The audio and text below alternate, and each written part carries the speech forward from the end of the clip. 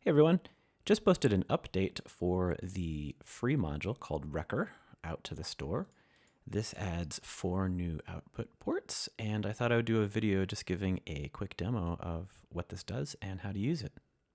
If you haven't seen Recker previously, basically the idea is that given an input wave, it will do some simple mathematical operation to remap that wave into some other state. Now there are only 2 inputs, and the new version has 8 outputs. The input is this jack at the very top. So over here on the left, you can see I've got an LFO. I'm just going to pass the sine wave. Real quick, let me pass that in. You can see here, yep, typical sine wave.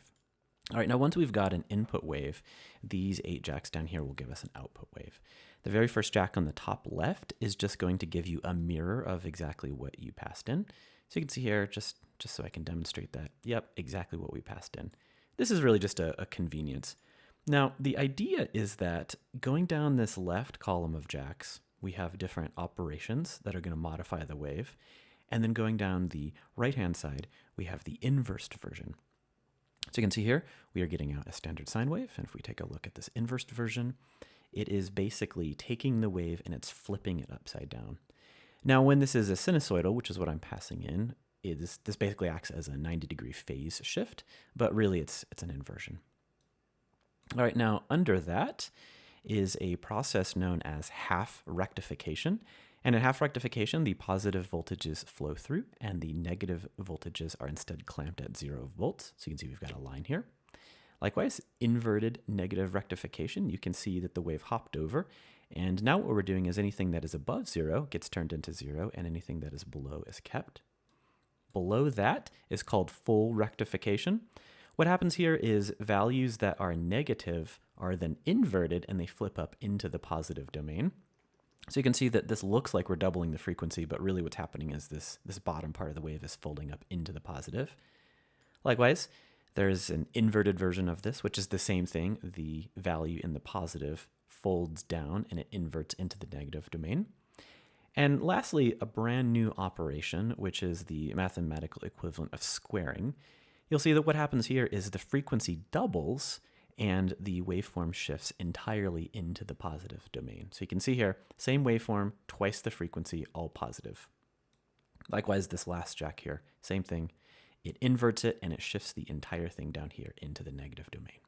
All right, now there's one last input here, and that is this one here that looks like kind of a little switch. This is a gate symbol. And what this will do is this will let you turn all of these operations on and off. So over here you can see I've got pmoon buttons 2, 1. I'm going to pass the output of this button here in. Now you see as soon as I patched that, the input wave suddenly became our output. The way this works, as you can see, once I've gotten the button on, I'm getting a positive gate signal.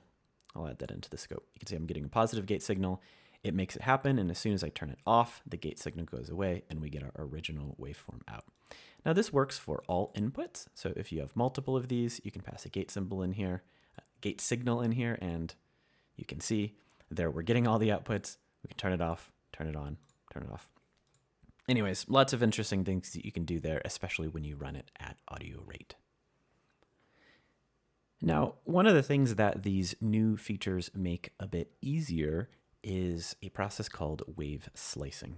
And in fact, it was a discussion on the Voltage Modular Facebook group that led to this update to make it easier to do this. Now, let me show you how this works. You can see I've changed around the modules that I have. I now have an oscillator. I have 2 copies of Recker. I have a mixer, and then I've got my scope so we can see what's going on.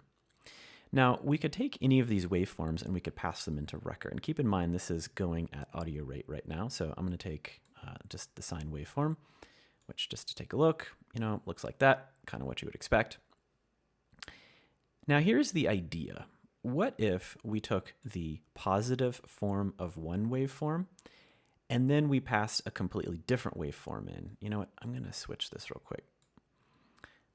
Let's say we'll take the positive from the saw, and then what if we passed a second waveform in and we took the negative? So you can see here we have the saw going into Recker 1. In fact, I can add a label. We'll call this the positive one, and then we can have something else. In this case, I have a sine going into the negative. We'll call this the negative one. Okay, so you can see positive and negative. Now, if I took these signals and I put them into a mixer in audio terms is the mathematical operation of a sum, which is they're added together. Now, something interesting happens at this point. Let me zoom in, which is you can see here, let me stop this. When we do this half rectification, the values that are in either the positive or the negative domain, based on which we're doing, become 0. And if a mixer is summing them together, then if we add this waveform to this waveform down here, those zeros just become the other part of the waveform. So let me show you here. So I'm going to patch that in. And you can see, and that's a little weird because I've got the volume turned around. You can see that what we're doing is we're taking the top of the saw and the bottom of the sine, and we're combining them into a single complex wave. So let's actually take a listen to that real quick. We could change this around. Maybe we take the negative of a square or the negative of a ramp. So that cancels out because, you know, a negative value added to the positive version of itself is 0. Let's do something else, a triangle. There we get a little bit more buzzy. You can see here that what we're able to do is create much more complex waveforms by combining them together. So this idea can be expanded on by mixing in either different frequencies, for example, if we subdivided one of these, or by crossfading between the original and the modified. So I'm going to do the crossfaded one here real quick. So here we got a crossfader. Now what we can do is in the positive, we are using the output of the ramp wave, and in the negative, we're using the triangle.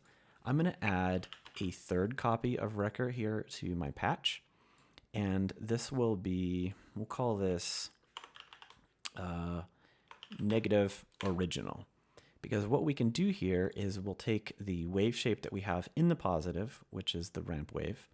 I'm going to pass that in, except I'm going to grab the negative value of that. We'll put that on 2.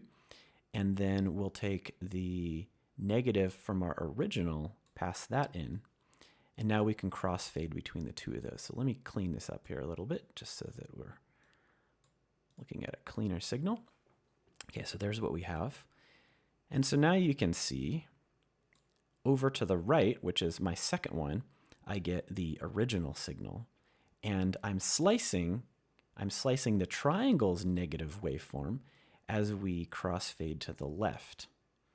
And so you can see here, we're almost creating an analog wavetable-like shaping process here by combining positive and negative waveforms and then crossfading between them. Actually, I'm going to add an LFO, and let's take a listen to that.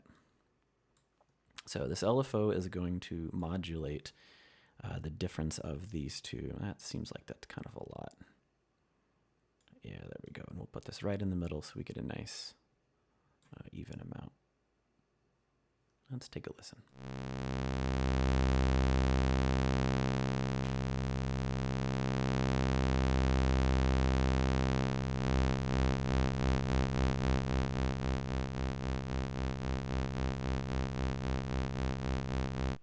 Cool.